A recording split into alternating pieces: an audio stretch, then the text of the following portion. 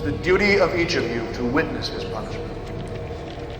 However, those of you with small children are excused. Welcome to WatchMojo, and today we're counting down our picks for feature film adaptations of the works of legendary author Stephen King, alternating between the most and least satisfying. TV shows and miniseries are not included. Ooh.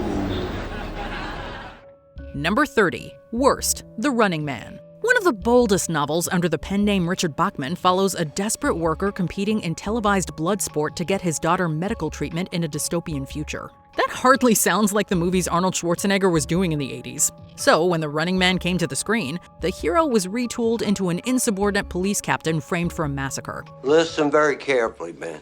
How would you like a 3-year contract, guaranteed, a cadre credit line, and a beachfront condo?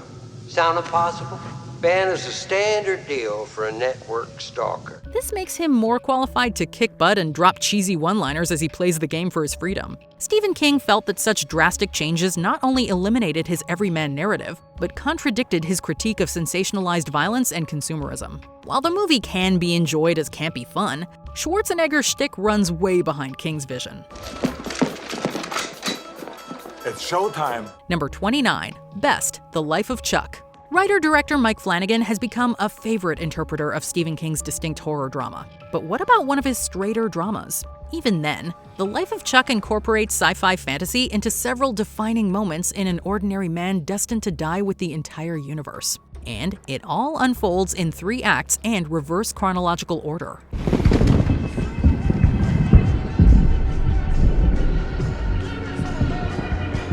Flanagan stays stylishly true to King's bizarre short story, with deep characters and philosophies to focus the storytelling. An all-star cast, headed by Tom Hiddleston, certainly give their all in this existential epic. The Life of Chuck ultimately plays to the underappreciated artistic prowess of both King and Flanagan as a viewing experience unlike any other. I deserve to be wonderful. And I contain multitudes. Number 28. Worst, Salem's Lot. CBS's 1979 adaptation of Salem's Lot holds up as a sprawling horror classic. The 2004 remake for TNT, not so much. But at least the miniseries format showed more respect for the scope of Stephen King's novel than the feature that streamed on Max. Running under 2 hours, this version drastically condenses the ensemble drama into a boringly formulaic, disjointed vampire hunt.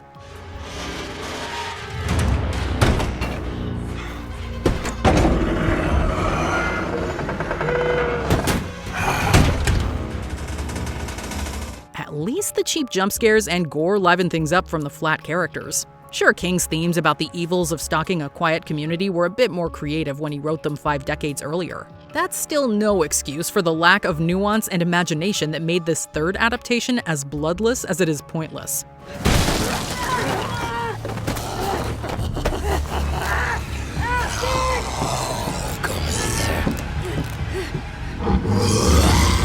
Number 27. Best, 1408. There was never much creativity in the premise of a paranormal debunker enduring a genuinely haunted hotel room. Of course, King's short story 1408 wields an emotional depth that the film adaptation dared to expand. How did I get here?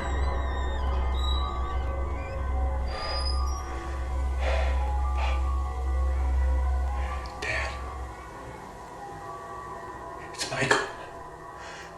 There's certainly no shortage of terrifying imagery to make this single room feel both overwhelming and claustrophobic. It's just that there's as much tension in the tragic psychological drama that John Cusack conveys devastatingly. King himself wrote in later editions of Danse Macabre that the performance was Oscar-worthy. He gave the film overall a rare public approval. From the crackling standoffs between Cusack and Samuel L. Jackson to the emotional resonance of either cut's ending, the film 1408 is a haunting stay all its own. Yes, of course.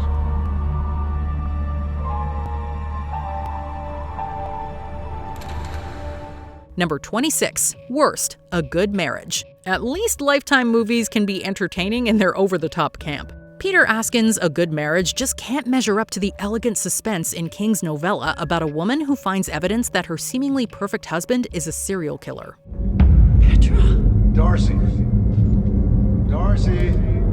Darcy! Darcy. A script written by King himself may be structured accordingly, while actors on the caliber of Joan Allen and Anthony LaPaglia certainly give their all. But the production is as frustratingly cheap as Askin's direction is atmospherically shapeless. With the story already starved of creative ideas and accessible themes, the slow burn approach is ultimately just dull. As with marriage, the best of intentions don't always make for a good movie. It's a stretch of road up north in Maine that's never, ever, ever seen a smile. And if they buried all the truckers lost it. Number 25. Best, The Long Walk. It's certainly been a long way to this adaptation of a book King published as Richard Bachman in 1979. But 2025's The Long Walk was worth the wait. You're gonna keep walking, listen to me, okay? Keep walking, you're with us, you're with us. Come on, keep walking. From the director of most of the Hunger Games films comes a dystopian foot race among teenagers who are killed if they walk out of pace. The twisted game is hardly as frantic as The Running Man, but there's much more suspense packed into the filmmaking, social commentary, and exquisitely acted character arcs. It's also bleak beyond any expectations. Still, after decades of filmmakers competing over the first novel King wrote, Francis Lawrence crosses the finish line with his own endlessly relevant instant classic. Warning, number 7. Third warning. Get up, kid! Get up, youngin! Get up!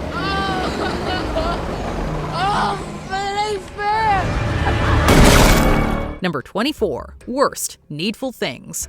Is it too much to ask that one of King's most popular novels be done justice? It wouldn't be for the proprietor of an antique shop that grants customers their deepest desires in exchange for committing mischief around Castle Rock. You! The little prick works for you!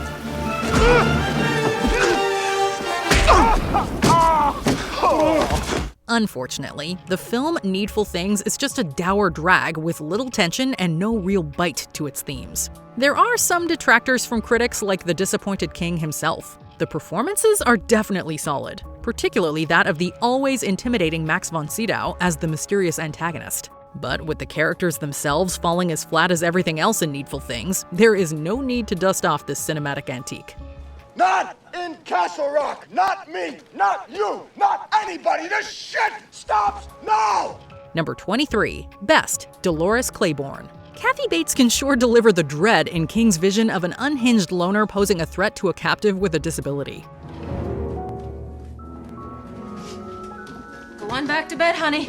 Your father and I are just having a little discussion here. With Dolores Claiborne, however, it's a more complicated case.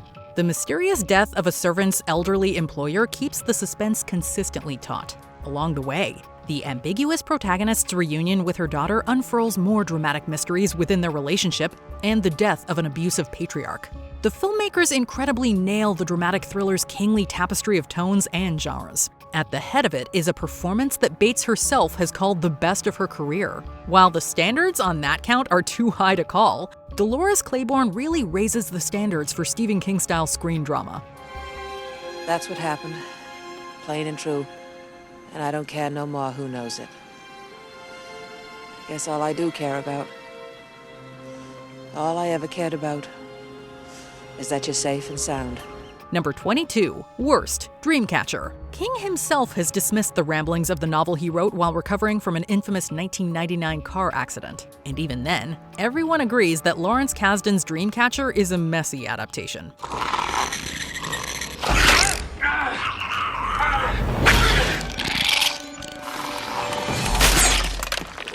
It's almost 2.5 increasingly convoluted and corny hours of 4 telepathic pals facing an alien invasion. And Donnie Wahlberg playing the man with disabilities at the center of everything is just offensive on every level. The film bombed at the box office and with critics, despite King's initial assurance that it did right by his work. He later reminded Time magazine that he was not in his right mind at the time. The blurb about Dreamcatcher being, quote, a train wreck is harder to argue with. I did it!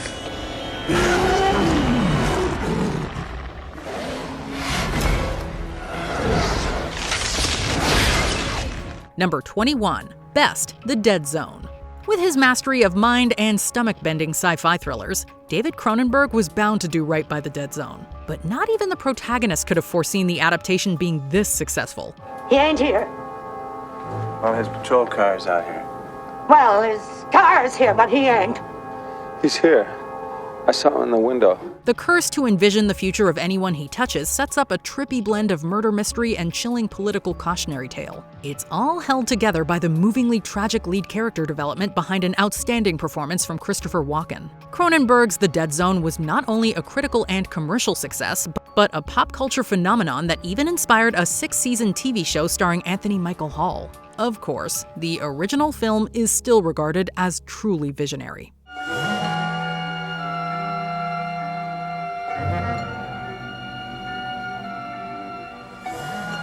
Number 20. Worst. Children of the Corn. The original Children of the Corn is certainly a cult classic in some circles, and it spawned numerous sequels on home video. Who are you? What do you want? We want to give you peace. However, it hasn't aged very well, thanks to its generally cheap appearance and long periods of tedium masquerading as suspense. The idea of he who walks behind the rose is outstanding, but the final execution leaves something to be desired. What has the Lord commanded? In the dream, the Lord did come to me, and he was a shape.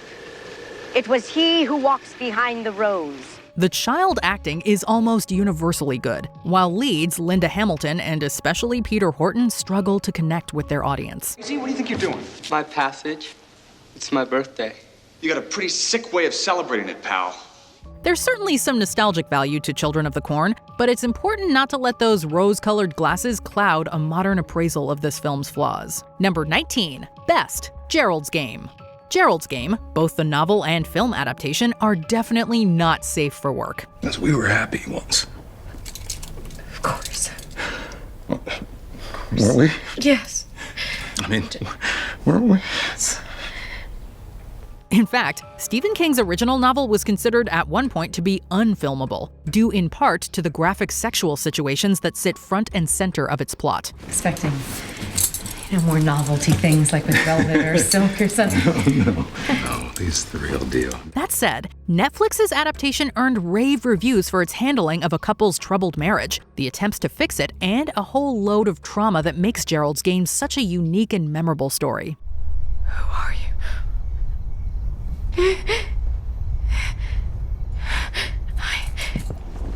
I need help.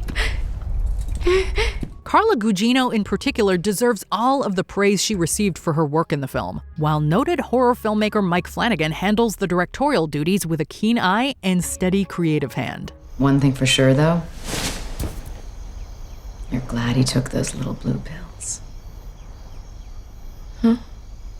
You're glad. Number 18. Worst. The Lawnmower Man. There is little connection between the film that eventually became The Lawnmower Man and the events that take place within Stephen King's original story. Peter, wait.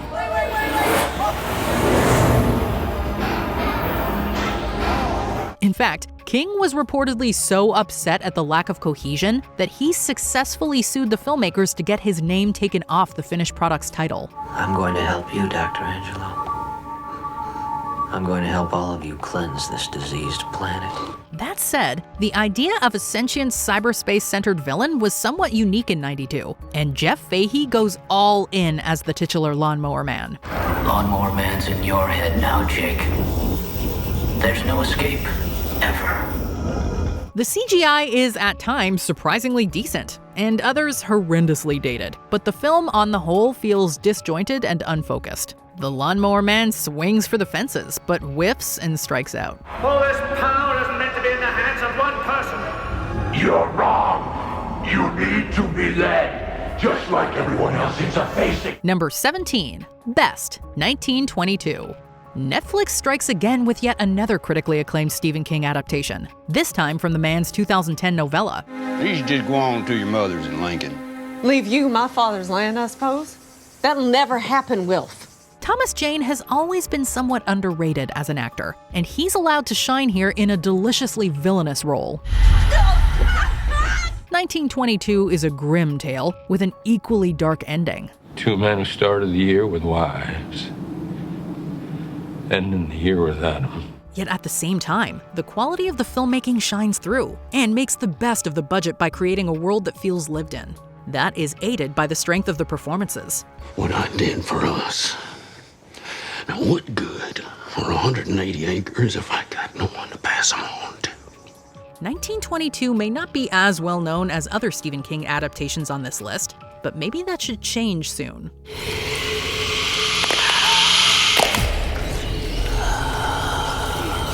Number 16, Worst, Firestarter. We're not sure if hopes were high prior to the release of the 2022 version of Stephen King's Firestarter. If I do something bad, will you still love me? Oh, Charlie. After all, the original adaptation from 1984 is still well regarded by fans, thanks largely to the performance of a young Drew Barrymore.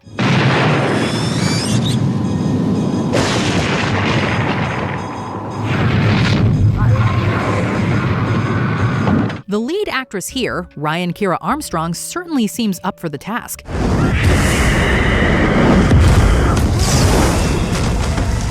And the early character building scenes between her and screen dad Zac Efron are nice. The goodwill is short-lived, however, with Firestarter soon devolving into parodic horror scares and unimaginative dialogue cliches. You made me this way.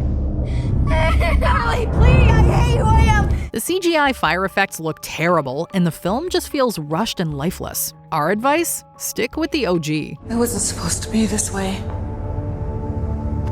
wasn't supposed to be this difficult. Number 15, Best, The Mist. What could have been? No. Oh, no. We wish that the monsters of The Mist could have been done with more practical effects, but it was 2007. CGI creatures were all the rage.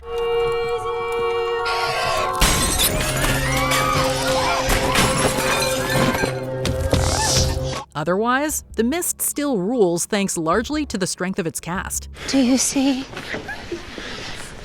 Now do you believe? This ensemble is totally game to ramp up the tension, as they're confined largely to one space. We want the boy! No, you give us her! You get back! Come on now!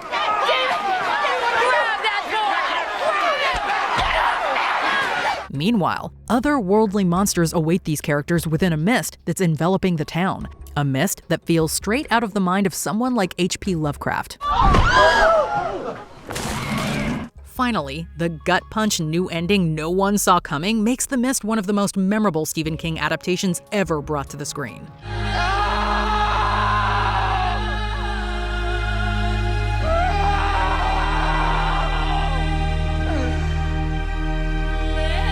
Number 14, Worst, Cell. Cell wasn't the only Stephen King film adaptation to receive a limited release in theaters, but it might be one of the most poorly conceived. It's all jumbled up, scrambled. Why don't you stick my phone in the freezer? Makes the battery last longer. The idea is very, well, of its time, as a signal broadcast over a cell phone network is turning people into mindless zombies.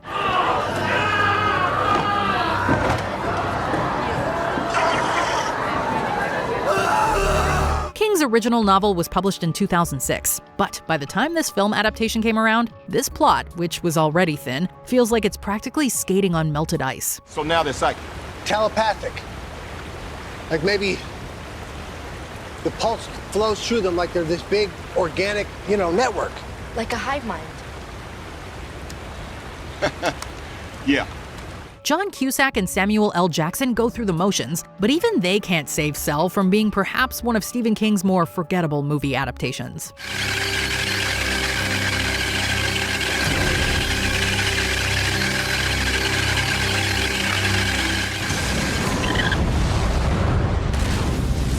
Number 13, Best, The Green Mile.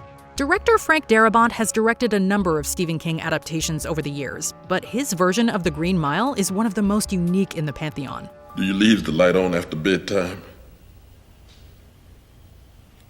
'Cause I get a little scared in the dark sometimes, if it's a strange place. Even if the film feels overlong at over 3 hours, the performances of Tom Hanks and Michael Clark Duncan more than make up for this extended sit. Whatever he sucked out of her, he's choking on it. John. Just let me be. Duncan in particular was nominated for an Academy Award for his performance as John Coffey, a mysterious death row inmate whose incredible powers reveal the complexities of morality. You saw what? Take my hand, boss. You see for yourself. There's no getting around this one. The Green Mile is a tearjerker, but its intensity and philosophical ambition are distinctly Stephen King. Are these angels? Angels just like up in heaven.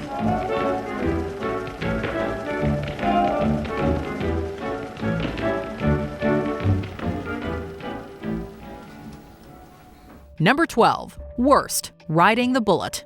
Mick Garris is another well-regarded horror director who's tried his hand at developing multiple Stephen King properties, with varying degrees of success. Even a man of your apparently limited intelligence should be able to see that your experiences with a few battered babies and drug abusers doesn't justify your embrace of a monster. His TV version of The Stand was excellent, while his 1992 feature Sleepwalkers is probably best left forgotten. People really should learn to keep their hands to themselves. Here's yours. Unfortunately, Garris's 2004 adaptation of King's Riding the Bullet, a novel released back in the year 2000, falls into the latter category. Nice to meet you, Hector. Name's George. George Staub. The ghost story idea and themes of regret and fear are interesting, but the execution fails to drum up the excitement required to keep the audience invested. Riding the Bullet is an interesting failure, but a failure nonetheless. Pleasant dreams, Al!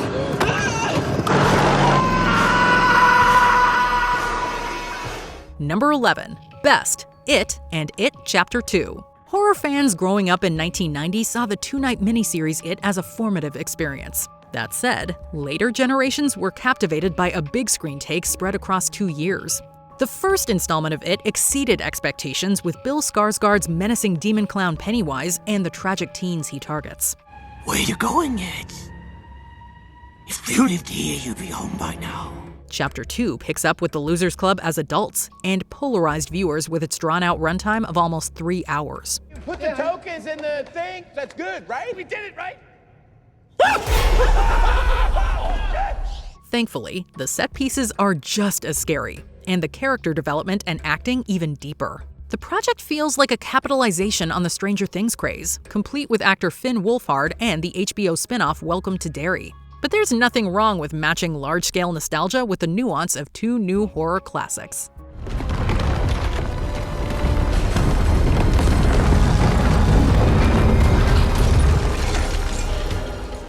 Number 10. Worst. Graveyard Shift. Many of Stephen King's older stories are simple affairs, with an equally simple execution. There's already been one accident. This place has to be cleared before another worker steps foot in this death trap. Unfortunately, that doesn't always sit well with some modern viewers, which explains why not everyone is on board with the 1990 film adaptation of King's 1970 short story Graveyard Shift. That's it. Except for the hours. Because of the heat, we only run that sucker through the night. 11 to 7. The Graveyard Shift. Even King himself didn't care for the final results, although fans of quick and cheap exploitation cinema likely enjoyed the visceral violence and sleazy thrills on display. The killer rats in the film often take a backseat to the human drama that's going on behind the scenes of a dilapidated textile mill.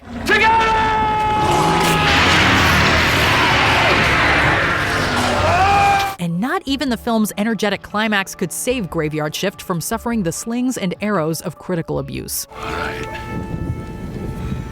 Show's over. Number 9. Best. Carrie. What can we say about Brian De Palma's 1976 masterpiece that hasn't already been said? We're all sorry about this incident, Cassie. It's Carrie! Carrie is, without question, one of the greatest horror films of its decade, full stop. Did any of you ever stop to think that Carrie White has feelings?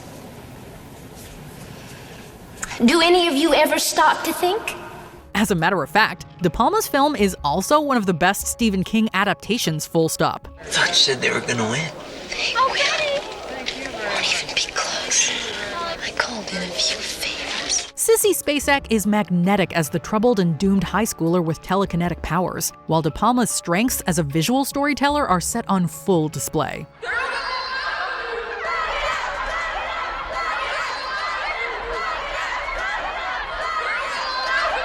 Oh, sorry, Cassie.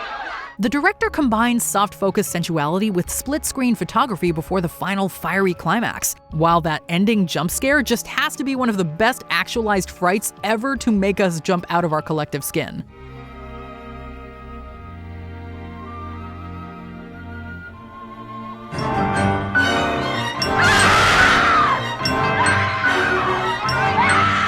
Number 8. Worst. Thinner. It could be argued that the late 90s weren't exactly the best era for Stephen King's horror tales being adapted to the screen.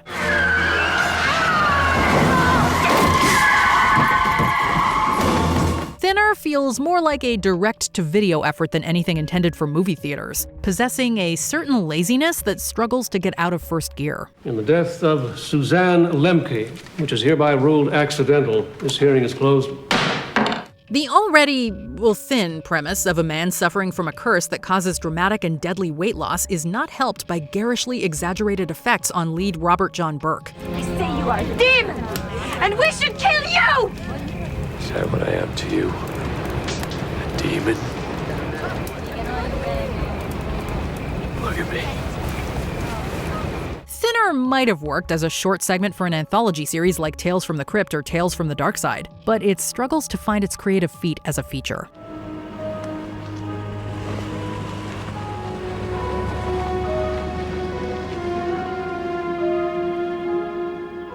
Number 7. Best. Misery. Kathy Bates won the Academy Award for Best Actress after wowing critics and audiences with her performance in Misery. Misery. Yes, I told you I was your #1 fan. Bates' captivating presence proved that Misery wasn't just about the shock value of the iconic hobbling scene, but also about the character study of a deeply disturbed woman losing touch with reality. Don't even think about anybody coming for you. Not the doctors, not your agent, not your family, because I never called them. James Caan makes a great straight man as the helpless victim to Bates' rage, an author who suffers a crippling car accident while driving home through the Colorado snow. Oh, you bought the wrong paper, Annie. I can't write on this paper, Annie. Well, I'll get your stupid paper, but you just better start showing me a little more appreciation around here, Mr. Man. King himself has never shied away from saying exactly what he thinks about most film adaptations of his work, and he had nothing but praise for the end results of Misery. I don't know what you're talking about. Ceramic penguin. Is this what you're looking for? Number 6. Worst. The Mangler. The Mangler seemed doomed from the start, right from its wonky premise of a demonically possessed laundry press. Yeah, that is the actual main antagonist here, and it's about as scary as it sounds. A woman's dead, Mark. It folded her like a sheep. Not even horror icon Robert Englund could assist the Mangler in reaching audiences back in 1995, although he definitely feels like he's up for the task. Breaking and entering is a serious crime, officer! Perhaps I should have you arrested, The actor's enthusiasm ultimately can't save the Mangler, however, nor can the directing prowess of the man in the chair, Tobe Hooper.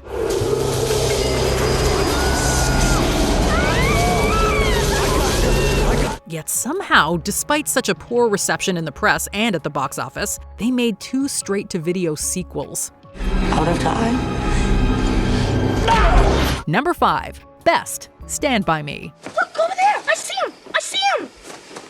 Some of the best Stephen King adaptations often have little to nothing to do with the world of horror. We had all followed the Ray Brower story very closely because he was a kid our age. 3 days before, he had gone out to pick blueberries, and nobody'd seen him since. I think we should tell the cops. Stand By Me is definitely one of those adaptations, a coming-of-age story that may center around the quest to see a dead body, but it ends up being much, much more than that by the closing credits. God gave you something, man. All those stories that you can make up. And he said, this is what we got for you, kid. Try not to lose it. The kids lose everything unless there's someone there to look out for them. The cast of young talent is incredible, from Corey Feldman and River Phoenix to Will Wheaton and Jerry O'Connell, while director Rob Reiner handles the source material with intelligence and heart. You're gonna have to kill me, Ace. No problem. Stand By Me is endlessly quotable and eminently memorable. It's truly one of the all-time greats. My dad said it, I'm no good. He doesn't know you. He hates me. He doesn't hate you. He hates me. No, he just doesn't know you. Number 4. Worst. The Dark Tower. If you've never read the Dark Tower book series, check it out. They are great. Whether you have or not, by all means, steer clear of the 2017 film adaptation. You have nothing to be afraid of, my friend.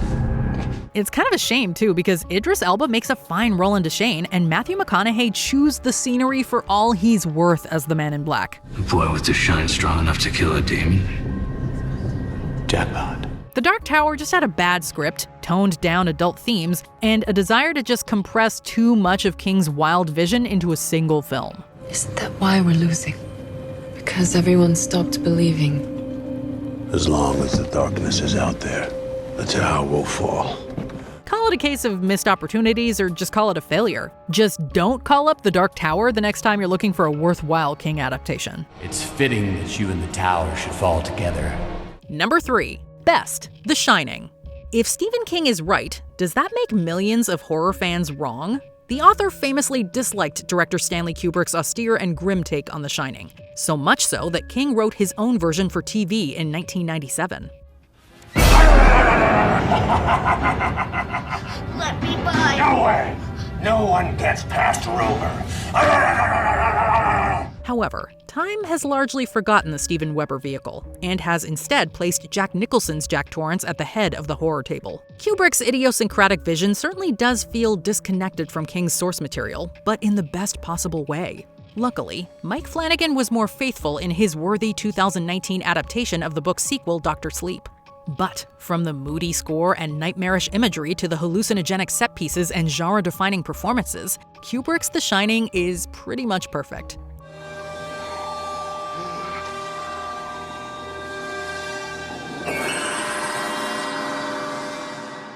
Number 2. Worst. Maximum Overdrive. Pop quiz hotshot. Define worst. If by worst you mean tons of fun to view with friends, yet absolutely impossible to defend as a horror film, then congratulations. We're watching Maximum Overdrive tonight. Now, what? King actually directed this film himself and cut an awesome trailer where he laments the lack of frights present within earlier adaptations of his work. Please don't let me in the dark! Help me! I'm gonna scare the hell out of you. Unfortunately, the directing of Maximum Overdrive took place at the height of King's substance use struggle, and it shows.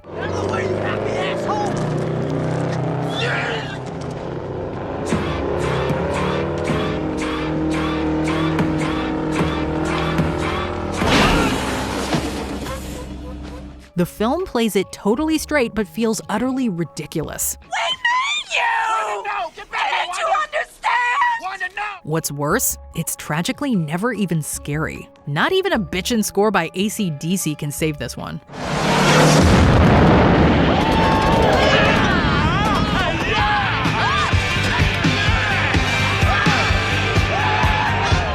Before we continue, be sure to subscribe to our channel and ring the bell to get notified about our latest videos. You have the option to be notified for occasional videos or all of them. If you're on your phone, make sure you go into your settings and switch on notifications. Number 1. Best. The Shawshank Redemption. Frank Darabont may have adapted The Mist and The Green Mile for Stephen King, but it's probably The Shawshank Redemption that will go down as the writer-director's defining work. I must admit I didn't think much of Andy the first time I laid eyes on him. Looked like a stiff breeze would blow him over. For many, it's their favorite movie, and it's easy to see why. Ask you something. Why'd you do it? I'm innocent, Red. Just like everybody else here. There's just a ton of heart and soul behind The Shawshank Redemption, aided by the chemistry between its two stars, Tim Robbins and Morgan Freeman. Feel bad about it if you want to, but you didn't pull the trigger. No, I didn't. Somebody else did. And I wound up in here. The film offers proof that Stephen King is a master storyteller, not just of horror, but of humanity. I have no idea to this day what those two Italian ladies were singing about. Truth is, I don't want to know. Some things are best left unsaid. There's an ease to The Shawshank Redemption that makes it incredibly rewatchable, and a feel-good ending that brings tears to our eyes every time. What are your favorite Stephen King takes on the screen and your least favorite? Get busy in the comments below.